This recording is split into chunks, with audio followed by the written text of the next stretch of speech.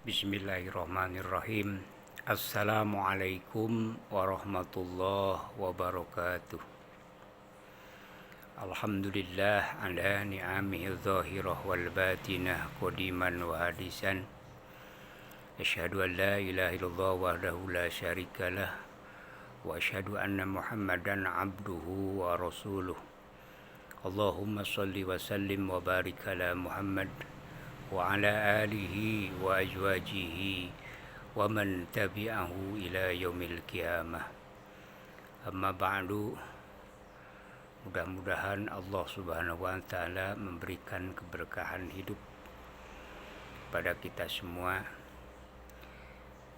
dan mudah-mudahan Allah memberikan jalan untuk memperoleh ridhonya, karena hanya dengan bantuan Allah lah kita semua bisa menjadi hamba Allah yang diridhoinya.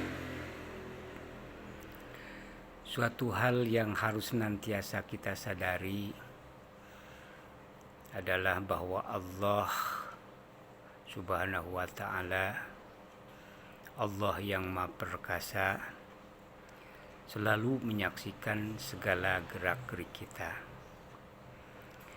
Karena itu, tak akan pernah ada satupun yang luput dari pandangan Allah, dimanapun dan dalam keadaan bagaimanapun. Boleh saja berbuat semau kita, karena toh orang lain tidak tahu. Boleh saja kita merencanakan sesuatu, karena orang lain tidak tahu apa yang ada dalam pikiran kita, apa yang ada dalam hati kita. Tapi jangan lupa, semua itu nanti di yaumil akhir akan dibeberkan di hadapan anak, di hadapan istri, bahkan di hadapan handai tolan, kecuali orang-orang yang mendapatkan ampunan dari Allah. Allah sudah berjanji, kendati pun kita telah banyak berbuat dosa, namun sekiranya Allah saksikan dalam hati kita ada sebesar atom saja berkeinginan untuk kembali kepada Allah, niscaya ampunan dan kasih sayang Allah yang mengesankan akan melesat menghampiri kita. Kita semua sekarang akan memasuki satu bulan, dan bulan itu sangat diberkati oleh Allah. Semua amal dilipat gandakan pahalanya. Segala dosa akan mudah mendapatkan ampunan. Bahkan berbagai permintaan akan mudah dikabulkan. Pertanyaan yang muncul dari kita, layakkah kita mendapatkan hal-hal yang seperti itu? Mendapatkan keberkahan di bulan itu, mendapatkan ampunan, dan segala permintaan kita dikabulkan oleh Allah? Jawabannya sederhana, sudah benarkah puasa kita? Substansi saum itu adalah al-imsak, artinya nyetop, nahan, atau mengendalikan. Maksudnya, Allah memberikan potensi akal, pikiran, itu harus mampu menjadi kendali, menjadi komando terhadap potensi yang lain yang Allah berikan, yaitu syahwat dan godok. Yang harus dikendalikan akal pikiran kita dalam saum itu akan ada dua. Yang pertama, syahwat. Syahwat itu artinya dorongan-dorongan untuk menikmati yang diinginkan. Hal ini dijabarkan dalam saum dengan mengendalikan syahwat perut, misalnya seperti makan dan minum, dan syahwat farji seperti bersetubuh suami istri itu di siang hari. Jadi mubasyaratul nisa itu. Yang kedua, yang harus dikendalikan dengan saum adalah ghadab, yaitu luapan-luapan amarah atau dorongan-dorongan untuk mengungguli orang lain atau mengalahkan orang lain. Nah, selama bulan Ramadan, umat Islam dilatih agar mampu menjadikan akal sebagai potensi yang Allah berikan kepada manusia, itu dijadikan sebagai komando terhadap syahwat dan godobnya. Sebab bila dorongan syahwat dilajur sepuasnya, ini akan sangat berbahaya.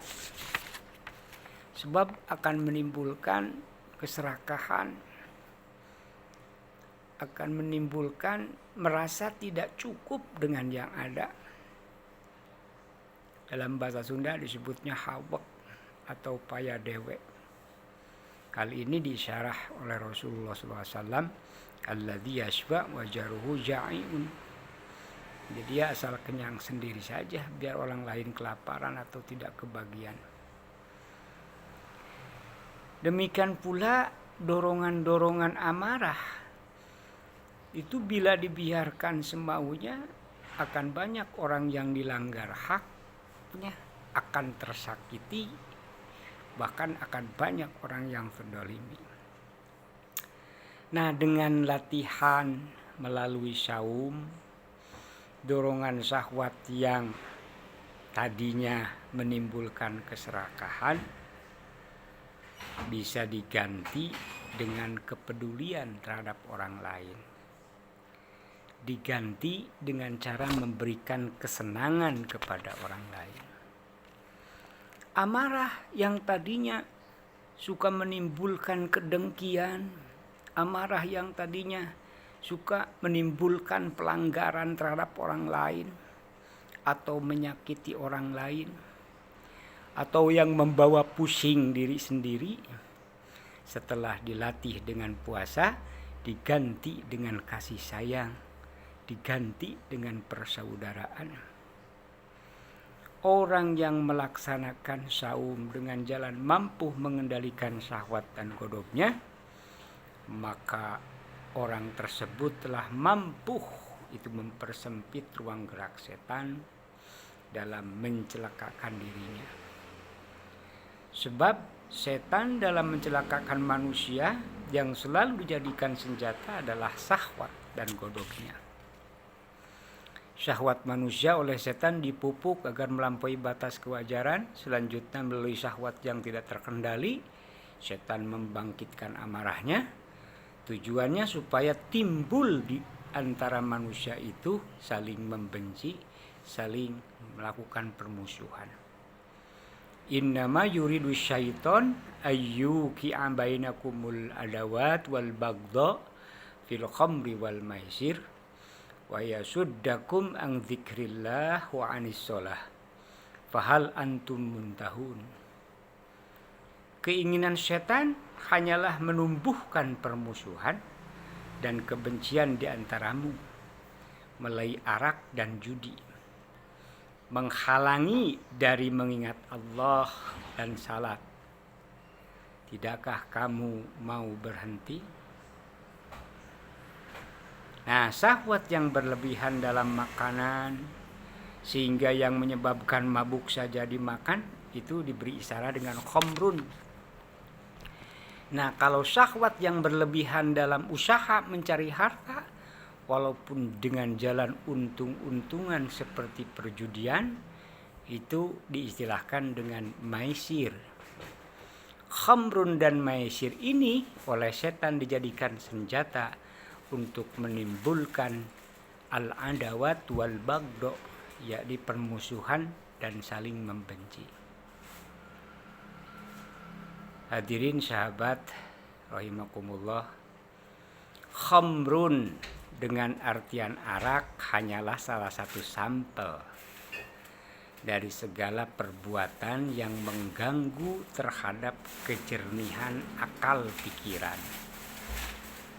Demikian pula maisirun dengan artian judi Ini juga adalah salah satu bentuk dari segala ambisi duniawi yang menjadi harapan manusia yang berupa keuntungan, baik harta, tahta, kehormatan, wibawa, popularitas, atau wanita.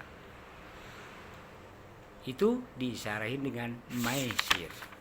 Nah, dalam kondisi pertimbangan akal yang menipis, ditambah ambisi mendapatkan keuntungan yang meluap-luap, setan itu menusukkan jarum racunnya untuk membangkitkan rasa permusuhan, rasa saling membenci, jadi menumbuhkan kebencian. Dan ini semua oleh setan diprogram pada kita, sehingga kita terjerumus kepada sesuatu yang membahayakan hidup kita. Mudah-mudahan penjelasan siksat ini mendorong kita untuk senantiasa berusaha sekuat tenaga, berjuang sepenuh hati untuk memanfaatkan bulan yang penuh berkah, yaitu bulan Ramadan, dengan jalan melakukan atau melaksanakan puasa sebagaimana yang diajarkan oleh Rasulullah SAW. Subhanakallahumma wa bihamdika asyhadu an la ilaha illa anta astaghfiruka wa atubu ilaih. Assalamualaikum warahmatullahi wabarakatuh.